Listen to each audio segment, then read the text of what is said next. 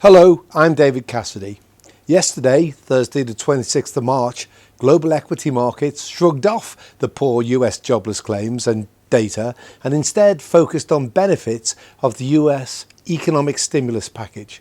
On Wall Street, the Dow Jones closed up 6.38% and the S&P 500 also ended the day up 6.24%. In the UK, the FTSE 100 ended up 2.25%, although it is, as we speak, down around 4% this morning. US new jobless claims skyrocketed to 3.28 million people for the week ending 21st of March as businesses shut down and laid off workers to slow the spread of coronavirus. Just 2 weeks ago, the number stood at just 211,000. This clearly highlights the speed and magnitude of the economic damage from the coronavirus outbreak and confirms to us that we are currently in a global recession. So these very high numbers are likely to continue for the next few weeks or months.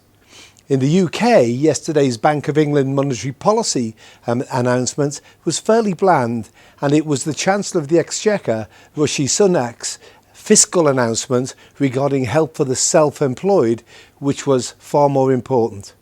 Bank of England policymakers voted unanimously to keep interest rates on hold at 0.1% and said they were ready to expand quantitative easing if needed.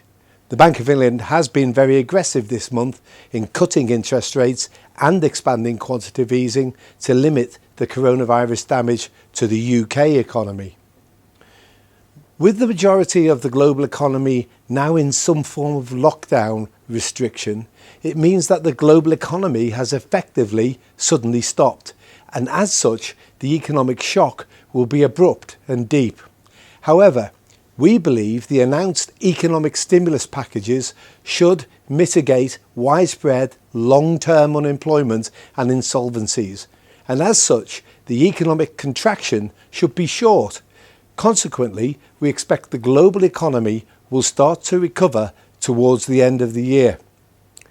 Although the Dow Jones is now just over 20% above its 23rd of March low, and the FTSE 100 is currently just over 10% above its low, unfortunately, we would caution that it is too early to believe the worst is over, as it has become apparent that while economic data will make great news headlines, it is likely to be of limited value until the spread of the coronavirus is under control and the lockdowns have been lifted.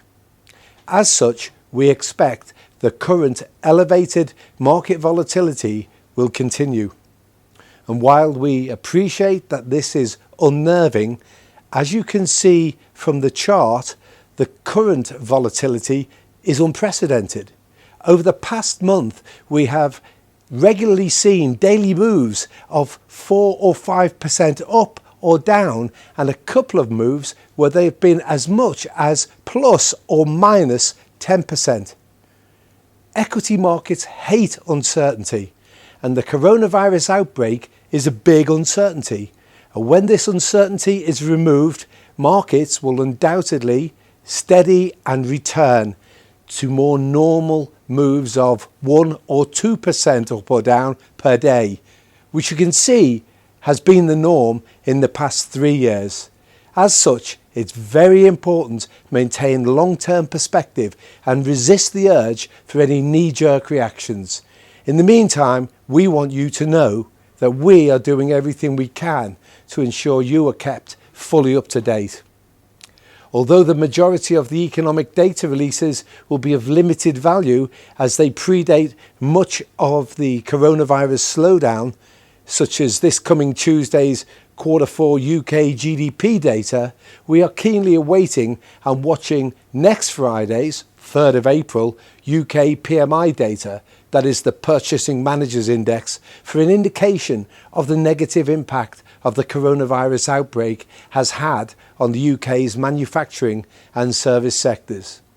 Additionally, from the US, we'll have the weekly jobless claims along with the US non-farm payroll data, unemployment rate, participation rate and average earnings, while from the Eurozone we will have industrial confidence and PMI data.